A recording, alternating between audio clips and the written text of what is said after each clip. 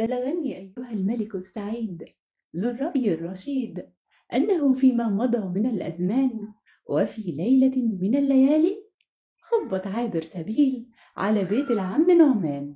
فتح له الباب ورحب بيه ونزل عنده ضيف. نادى العم نعمان على زوجته وطلب منها تشوي دجاجة وتجهز غدا بزيادة علشان إكرام الضيف كان دايما عادة.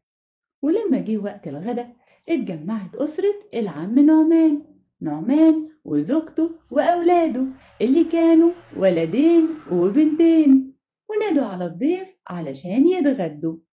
طلب العم نعمان من الضيف إنه يقسم الدجاجة عليهم.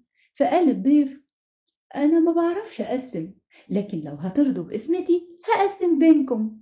كل الموجودين ردوا وقالوا: طبعا راضيين. مسك الضيف الدجاجة وبدأ يقسم.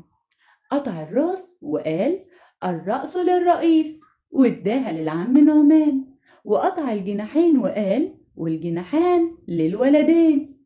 وقطع الرجلين وقال: الساقان للبنتين. وقطع آخر جزء في ظهر الدجاجة وقال: العجز للعجوز، واداها لزوجة العم نعمان.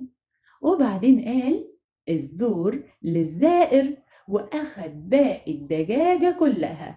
تاني يوم طلب العم نعمان من زوجته إنها تشوي 5 دجاجات على الغدا.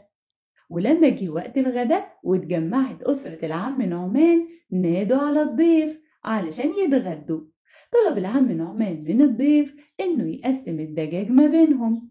فقال الضيف: أفهم من كده إن اسمتي عجبتكم. طيب نقسم إزاي؟ زوجي ولا فردي؟ قالوا: قسم فردي. مسك الضيف طبق الدجاج وبدأ يقسم.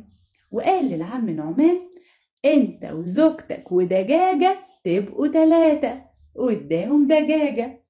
والولدين ودجاجة يبقوا 3 واداهم دجاجة. والبنتين ودجاجة يبقوا 3 واداهم دجاجة. وانا ودجاجتين نبقى 3، واخد الضيف دجاجتين. كل أسرة العم نعمان بصوله باستغراب وفضلوا باصين للدجاجتين اللي قدامه. فقال لهم: ايه ده؟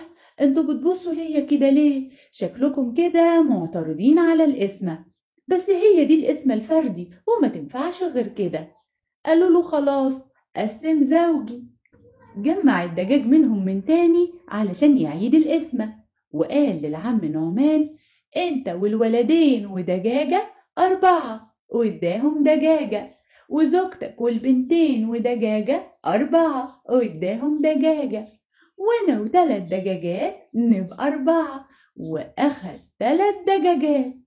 الكل بص وسكت ومحدش اتكلم. والضيف يرفع راسه للسما ويقول: ياه، الحمد لله، قد ايه انا راضي باسمتي ونصيبي.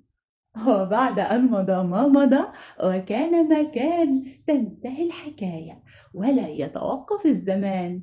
استنونا بكرة وحكاية جديدة على قناتنا حدوتة بودكاست.